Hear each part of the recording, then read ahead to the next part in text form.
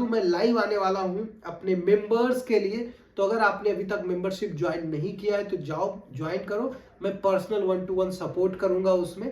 आपकी इच्छा है तो ज्वाइन करो, नहीं है तो कोई दिक्कत नहीं। ये वीडियो बनते रहेगी, कमेंट पे रिप्लाई आते रहेगा, कुछ भी कमी नहीं होगी। बट किसी को होता है कि मुझे पर्सनल बात करना है और कंफर्म करना है या फिर कुछ इश्यू रिजॉल्व करना है, तो उसके लिए आपको मेंबरशिप ज्वाइन करनी होगी। कोई दबाव नहीं है, वो आपके ऊपर है। ठीक है। हेलो नमस्कार दोस्तों, मैं हूं अभिषेक कुमार और मेरे चैनल कॉल मी पांडे जी पे आपका स्वागत है। तो बहुत दिनों के बाद मैं एक वीडियो लेके आया हूं जो प्रॉपर सर्विस डेस्क के ऊपर है और सर्विस डेस्क के रोल्स एंड रिस्पॉन्सिबिलिटीज के ऊपर है कि क्या रोल्स एंड रिस्पॉन्सिबिलिटीज होती है। क्योंकि मुझे बहुत सारे कमेंट्स आए हैं जिसमें पूछा गया कि एक्चुअल रोल क्या होता है सर्विस डेस्क का, एक्चुअल काम क्या होता है। तो मैं उसी को देखते हुए वीडियो बना रहा हूं। और वैसे तो मैंने बहुत सारे सर्विस डेस्क के वीडियो बनाए जिसमें मैंने सर्विस डेस्क के बारे में बताया कि सर्विस डेस्क के अंदर काम क्या होता है, इनबाउंड कॉल, आउटबाउंड कॉल, सारी चीजें बताई हैं। आप ये वीडियो देख सकते हो। दूसरा, मैंने सैलरी के ऊपर भी वीडियो बनाया, नाइट शिफ्ट के ऊपर भी बनाया। तो ये प्रॉपर सर्विस डेस्क के ऊपर ये चैनल है, ये तो आपको पता है। सारी चीजें मैं अपडेट करते रहता हूं। तो ये रोल्स एंड रिस्पॉन्सिबिलिटीज के बारे में मुझे बहुत सारे कमेंट्स आए थे, तो मैंने सोचा एक वीडियो ही बना दिया जाए। तो ये रहा वो वीडियो और आज हम बात करने वाले हैं सर्विस डेस्क के रोल्स एंड रिस्पॉन्सिबिलिटीज के बारे में। जो लोग पहली बार ये वीडियो देख रहे हैं उनको मैं बता दूं, जो सर्विस डेस्क रोल होता है उसमें करना क्या होता है कि सेम कंपनी के जो भी इंप्लॉयज हैं, अगर उनको कोई इश्यू होता है तो वो इश्यू रिजॉल्व करना पड़ता है ट्रबल शूटिंग करके। चाहे वो आप कॉल से करो या ईमेल से करो या चैट के थ्रू करो, है ना। There are multiple ways to resolve the issue, troubleshoot the issue. Remote लेना पड़ता है कभी कभी। देखो, मैंने कस्टमर सपोर्ट और सर्विस डेस्क में डिफरेंस का एक वीडियो भी बनाया है ना। तो आप पहली बात इसको कस्टमर सपोर्ट मत समझो, ये कस्टमर सपोर्ट नहीं है।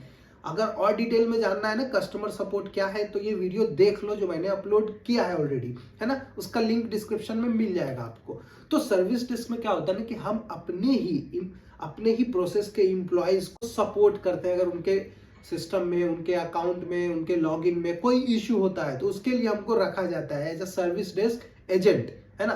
तो आपको ये तो समझ में आएगा कि सर्विस डेस्क एजेंट क्या होता है ना, क्यों रखा जाता है और क्यों है ये रोल। अभी अब मैं बात करने वाला हूं कि रोल्स एंड रिस्पॉन्सिबिलिटीज क्या क्या होती है, क्योंकि ये जानना बहुत जरूरी है ना। बहुत सारे रोल्स एंड रिस्पॉन्सिबिलिटीज है, तो आज मैं एक एक करके आपसे बात करूंगा। तो जो सबसे पहला है वो है कस्टमर सपोर्ट। अब देखो, यहाँ पे कस्टमर सपोर्ट है मतलब अपने ही टीम मेंबर को सपोर्ट करना है। यहाँ पे ये मत समझना कि अभी तो आपने बोला कि कस्टमर सपोर्ट नहीं है तो अभी कहां से आ गया। तो कस्टमर सपोर्ट को मैं बोल देता हूं कि जो अपने ही इंटरनल इंप्लॉयज है ना, कलीग है, उनको सपोर्ट करना कॉल के थ्रू। अगर उनको कोई इशू है, चाहे वो लॉगिन का इशू है, चाहे वो सिस्टम में कोई एप्लीकेशन यूज कर रहे हैं प्रोसेस के थ्रू, वो एप्लीकेशन में इशू है, या उनके हार्डवेयर इशूज के रिगार्डिंग भी आप रिजॉल्व कर सकते हो, इशू ट्रबल शूट कर सकते हो। तो जो भी प्रॉब्लम है वो आपको कॉल करेंगे, देन आपको आंसर करना है। सारी चीजें डॉक्यूमेंटेड रहती है, ठीक है। तो ये एक रिस्पॉन्सिबिलिटी है सबसे पहला और very important. Call customer, resolve the customer issue, resolve the employ issue.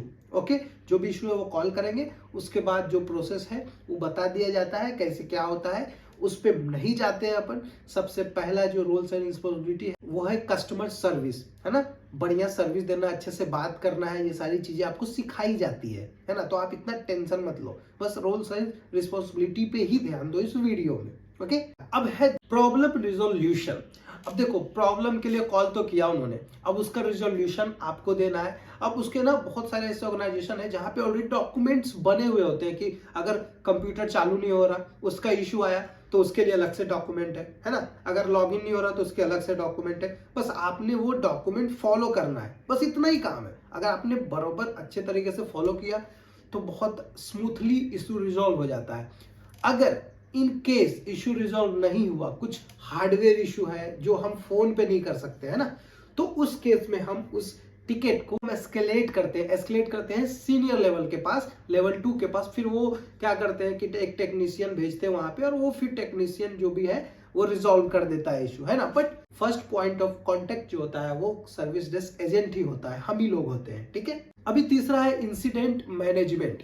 अब इंसिडेंट देखो, अगर आपको कोई भी कॉल आया या कोई भी टिकट आया या ईमेल से या फिर चैट से, तो आपको एक इंसिडेंट टिकट बनाना पड़ता है ना, टिकट क्रिएट करना पड़ता है। अब देखो, टिकट क्रिएट करने के बहुत सारे एप्लीकेशंस है। कुछ लोग जीरा यूज करते हैं, कुछ लोग सर्विस नाउ यूज करते हैं, सर्विस नाउ प्लस यूज करते हैं। सबसे ज्यादा सर्विस नाउ ही यूज होता है बिकॉज वो यूजर फ्रेंडली बहुत अच्छा है और बहुत अच्छा एप्लीकेशन है। तो उसमें टिकट बनाना पड़ता है, उसमें प्रायोरिटीज होती है, बहुत सारी चीजें होती है, प्रॉपर डॉक्यूमेंट करना पड़ता है, वो आगे बात करूंगा मैं। बट टिकट बनाना पड़ता है हर एक कॉल का, आपको टिकट बनाना है और टिकट बना के ही काम करना है ना। डॉक्यूमेंटेड तो चाहिए ना सब कुछ, आपकी फोन पे बात हुई, क्या बात हुई, ये सारी चीजें डॉक्यूमेंट करना है और टिकट बनाने के बाद फिर उस पर काम करना है। तो ये भी एक रिस्पॉन्सिबिलिटी है सर्विस डेस्क का। उसके बाद आता है मेन टेक्निकल सपोर्ट। अब टेक्निकल सपोर्ट में देखो, पासवर्ड इश्यूज है ना, फॉरगेट पासवर्ड करना है तो वो आपको कॉल करेंगे, आप एक्टिव डायरेक्टरी से रीसेट करके उनको लॉगिन आईडी दोगे, या फिर कोई हार्डवेयर कोई एप्लीकेशन सेटअप करना है, या फिर कोई एंटीवायरस का अपडेट करना है, ये सारी चीजें इसमें टेक्निकल सपोर्ट आप रिमोट पे लेके ही उनको सपोर्ट कर सकते हो। तो एक रिमोट पे भी लेना पड़ता है आपको सिस्टम, ये भी एक रिस्पॉन्सिबिलिटी और टेक्निकल सपोर्ट देना पड़ता है इन प्रोसेस में, इन इश्यूज में, है ना। लॉगिन इशू, अपडेट इशू, ये सारी चीजें हैं, तो उसमें आपको टेक्निकल सपोर्ट देना पड़ता है। अब नेक्स्ट बात आती है डॉक्यूमेंटेशन, है ना। अब आपने बात किया, क्या क्या बात हुई, ये सारी चीजें डॉक्यूमेंट करना बहुत इंपॉर्टेंट है। सर्विस डेस्क में डॉक्यूमेंटेशन का बहुत ही इंपॉर्टेंस है बिकॉज अब अगर आपने बात की, अगर आपने बात जो की वो सेम चीज डॉक्यूमेंट नहीं किए तो उसमें प्रॉब्लम होगा सामने वाले को, जो भी वो टिकट को ऑडिट करेगा, है ना। तो ऑडिट जो करता है तो वो कॉल भी ऑडिट करता है और क्या आपने लिखा वो भी ऑडिट करता है, आपका रिकॉर्डिंग भी, कॉल रिकॉर्डिंग भी ऑडिट होता है। तो उसमें क्या होगा ना कि अगर डिफरेंस आया तो फिर मार्क्स कटेंगे आपके, है ना, ऑडिट वाले मार्क्स कटेंगे। तो जो आपने बात किया सेम तभी के तभी डॉक्यूमेंट करते जाओ, बात भी करते जाओ और एक नोटपैड पे डॉक्यूमेंट करते जाओ। उसके बाद आप टिकट पे वो डॉक्यूमेंटेशन सेम पेस्ट कर दो ताकि जो बात हुई वो डॉक्यूमेंटेड रहे। देखो ये कब काम आता है पता है, जब आपको कॉल आया, आपने रिजॉल्व किया, ठीक है, रिजॉल्व हो गया, आपने डॉक्यूमेंट, मैं दोनों एग्जांपल देता हूं, आपने डॉक्यूमेंट कर दिया, प्रॉपर डॉक्यूमेंटेशन हो गया, रिजॉल्व करके हो गया, टिकट क्लोज हो गया। अगर उसमें बोलता है कस्टमर या टीम मेंबर कि नहीं मेरा नहीं किया रिजॉल्व, इन्होंने हुआ ही नहीं, है ना, अगर उसने कंप्लेन किया कि नहीं मेरे टिकट रिजॉल्व नहीं हुए, मेरे को अभी भी इशू है, तब क्या करेगा, क्यूए टीम चेक करेगा कि भाई ये तो रिजॉल्व दिखा रहा है, तो आपका कॉल रिकॉर्डिंग चेक किया जाएगा, हाँ इससे बात हुई, सेम चीजें लिखा, इसने सेम चीज लिखा, हाँ कस्टमर ने कंफर्म किया, यस कंफर्म किया, और इसने डॉक्यूमेंट भी किया कि confirm with the customer, issue resolve, तब रिजॉल्व किया, तो आपकी कोई गलती नहीं है ना, क्योंकि आपने डॉक्यूमेंट भी किया और आपने बात भी किया, है ना। बट अगर आपने बात किया डॉक्यूमेंट नहीं किया, है ना, तो क्या होता है ना कि तुमने डॉक्यूमेंटेशन क्यों नहीं किया। सबसे पहले तो डॉक्यूमेंट पे ही देखते हैं ना, अगर किसी भी इशू टिकट के रिगार्डिंग इशू आता है ना तो डॉक्यूमेंटेशन चेक किया जाता है। डॉक्यूमेंट में अगर दिख गया, है ना, उसके बाद भी इशू है, तब जाके कॉल रिकॉर्डिंग चेक करते हैं। बट अगर आपके डॉक्यूमेंट में ही नहीं रहेगा तब वहीं पे पकड़ लेंगे कि नहीं इसने प्रॉपर काम नहीं किया। तो हमेशा जब भी कॉल आए, आप इश्यू कोई भी रिजॉल्व करो, आपको पूरा डॉक्यूमेंट करना है, हर चीजें लिखनी है। इवन कस्टमर कुछ चीजों के लिए मना भी कर रहा है कि मैं ये नहीं दूंगा, यू कैन मेंशन दैट कि भाई कस्टमर ने ऐसा बोला, टीम मेंबर ने ऐसा बोला कि नहीं देंगे, आप अपने ऊपर क्यों लोगे। तो डॉक्यूमेंटेशन बहुत इंपॉर्टेंट पार्ट होता है सर्विस डेस्क में, ये भी एक बहुत बड़ी रिस्पॉन्सिबिलिटी है सर्विस डेस्क एजेंट की। उसके बाद आता है नॉलेज डेवलपमेंट। अब देखो नॉलेज डेवलपमेंट में क्या होगा ना कि आप as a service desk agent काम तो कर रहे हो बट अपने आप का अपना स्किल डेवलप नहीं कर रहे हो, तो वो वहीं के वहीं रह जाओगे। L1 हो तो L1 ही रह जाओगे। L2 में जाना है तो अपने आप को डेवलप करना है, आप AWS सीख लो, है ना, आप कुछ एक्स्ट्रा पावर BI सीख लो, कुछ एक्स्ट्रा चीजें, कुछ एक्स्ट्रा स्किल्स अपने अंदर ऐड करो ताकि आपके मैनेजर को लगे कि नहीं इसके पास एक्स्ट्रा स्किल है, इसको हमें प्रमोट करना चाहिए। या फिर अगर कोई सीनियर पोजीशन आए तो उनके दिमाग में रहे नहीं ये कैंडिडेट इसके लिए सही है बिकॉज इसने पावर BI भी किया है, इसने AWS भी किया है, इसको नॉलेज है, इसका कम्युनिकेशन अच्छा है, तो हमेशा ना कुछ ऐड ऑन करते रहो। ऐसा नहीं कि अपना 9 to 5 जॉब करना है, काम करना है, बस खत्म नहीं। कुछ ना कुछ ऐड ऑन होना चाहिए, कुछ ना कुछ सर्टिफिकेशन करते रहना चाहिए।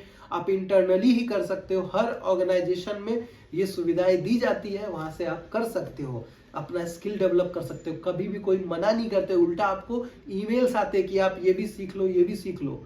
अब सीखो और उसके रिगार्डिंग अपॉर्चुनिटी है तो अंदर ही अंदर आप ट्रांसफर ले सकते हो उस प्रोसेस में। तो ये फायदा है, ये बड़ी कंपनी का, सर्विस डेस्क एजेंट का फायदा है। जो लास्ट है वो है कोलैबोरेशन। अब देखो कोलैबोरेशन में क्या होता है ना कि कुछ इश्यूज आपके साथ आप रिजॉल्व नहीं कर सकते, है ना, या फिर आप नए भी क्या 1 साल भी हो गए आपको प्रोसेस में आके, फिर भी कुछ चीजें आपको समझ में नहीं आती, तो कोलैबोरेशन मतलब आप अपने सीनियर से पूछ सकते हो, है ना, ईमेल मैसेज के थ्रू, टीम्स के थ्रू, कहीं भी जो भी माध्यम है बात करने का, उनसे पूछ के कोलैबोरेट करके कि सर ये इश्यू है, इसमें क्या कर सके, कस्टमर ऐसा बोल रहा है, अपना टीम मेंबर ऐसा बोल रहा है, तो क्या कर सके। तो ये सारी चीजें ना कोलैबोरेशन में आती है। तो ये भी सर्विस डेस्क एजेंट का ही काम है, उनका काम है ये भी, इसमें भी एक्टिव। ऐसा नहीं कह रहे मैं क्यों पूछूं, मुझे क्यों पूछना, क्या बोलेंगे, नहीं, जितना हो सके उतना पूछो।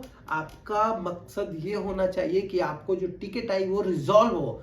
जितना ज्यादा रिजोल्यूशन दोगे आप, उतना अच्छा उस कंपनी के लिए होगा, उतने अच्छे एम्प्लॉय आप उस कंपनी के लिए होगे। तो आपके माइंड में होना चाहिए कि रिजोल्यूशन जितना ज्यादा हम दे, उसके लिए बात करने पर सीनियर से करेंगे, है ना। लेवल 2 भेजने के पास लेवल 2 वाले से बात कर लो कि सर क्या होगा, हो सके भेजने की जरूरत ही ना पड़े, है, आप वैसे ही रिजॉल्व कर दो। तो ये सारी चीजें हैं सर्विस डेस्क एजेंट की रोल्स एंड रिस्पॉन्सिबिलिटीज में। आई होप आपको ये समझ में आया होगा। एक और सर्विस डेस्क का रोल्स एंड रिस्पॉन्सिबिलिटी की बात करूं तो SLA मेंटेन करना पड़ता है, सर्विस लेवल एग्रीमेंट होता है कि जो कॉल उठाने का टाइम है वो इतना ही होना चाहिए, है ना।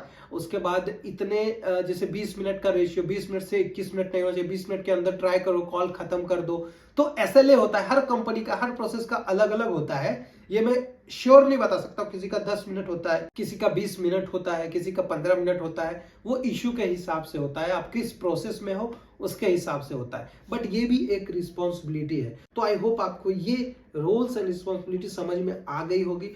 अगर आपके दिमाग में कोई क्वेश्चन है, अगर आपके मन में कुछ भी है, तो आप कमेंट करो सर्विस डेस्क के रिगार्डिंग। और एक चीज मैं बता दूं, यहां तक अगर आप आ गए हो तो यार चैनल को सब्सक्राइब कर लो, अगर नहीं किया है तो इस वीडियो को शेयर करो उन दोस्तों के साथ जो प्रैक्टिस कर रहे हैं सर्विस डेस्क के जॉब के लिए, या फिर जिनको जॉब की जरूरत है, या जिनको समझ में नहीं आ रहा कि सर्विस डेस्क क्या है, ठीक है, उनके साथ शेयर करो। और सब्सक्राइब नहीं किया तो सब्सक्राइब करो।